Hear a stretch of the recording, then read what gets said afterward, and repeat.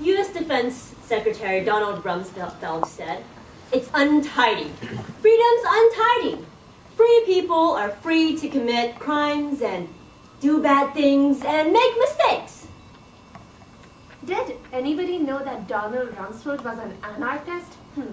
I wonder, did he hold the same view during the riots in Los Angeles following the beating of Rodney King?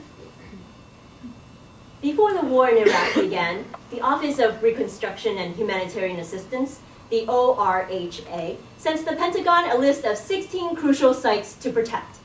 The National Museum was second on that list. Yet, the museum wasn't only looted, it was desecrated.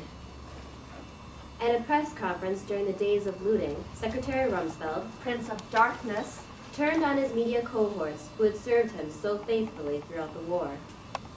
The images you are seeing on television, you are seeing over and over and over. And you are seeing the same image of some person walking into some building with a vase.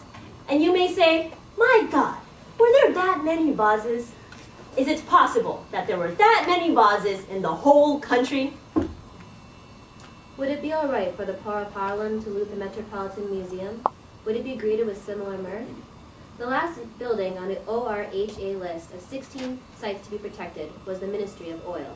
Yet it was the only one given protection. Perhaps the occupying army thought that in Muslim countries, lists are read upside down. Television tells us that Iraq has been liberated, and that Afghanistan is well on its way to becoming a paradise for women, thanks to Bush and Blair, 21st century's leading feminists.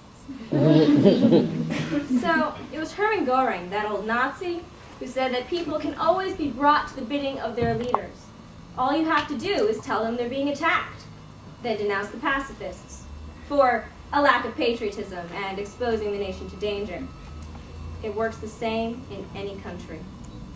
He's right, it's dead easy. That's what the Bush regime banks on. The distinction between election campaigns and wars, between oligarchy and democracy, they're holding fast. I'm a military historian, but when was the last time a war was fought like this? Yes!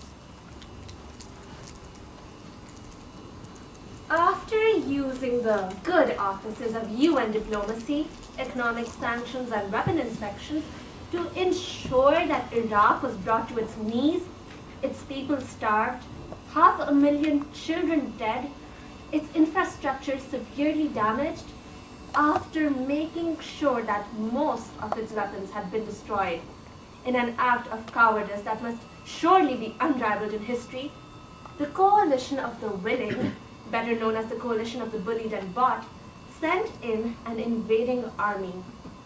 Operation Iraqi Freedom? I don't think so. It was more like, let's run a race. But first, let me break your knees. President Bush said, "It's like deciding, well, I'm going to decide policy based upon a focus group. The role of a leader is to make policy based upon the security. And in this case, the security of the people." Democracy, the modern world's holy cow, is in crisis. And the crisis is a profound one. Every kind of outrage is being committed in the name of democracy. It has become little more than a hollow word, a pretty shell, devoid of all content or meaning. It can be whatever you want it to be. Democracy is the free will's whore, willing to be dressed up, dressed down, willing to satisfy a whole range of tastes, willing to be used and abused at will. It's apartheid with a clean conscience, and it goes by the name of democracy. Democracy has become the empire's euphemism for neoliberal capitalism. The Patriot Act ushers in a new system, an era of systematic automated surveillance. It gives the FBI the power to seize all of the circulation, purchasing, and other records of library users and bookstore customers on the suspicion that they are part of a terrorist network. It blurs the boundaries between speech and criminal activity, creating the space to construe acts of civil disobedience as violating the law.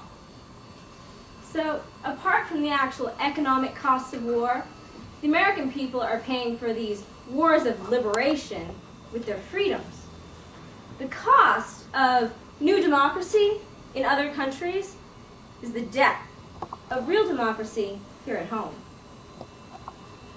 Tom Brokaw, one of America's most well-known TV anchors, was inadvertently succinct about the process. One of the things we don't want to do, he said, is to destroy the infrastructure of Iraq, because in a few days, we're going to own that country. Now that the ownership deeds are being settled, Iraq is ready for a new democracy.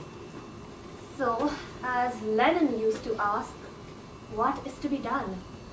Hundreds of thousands of you have been surviving the relentless propaganda that you've been subjected to and are actively fighting against your own government.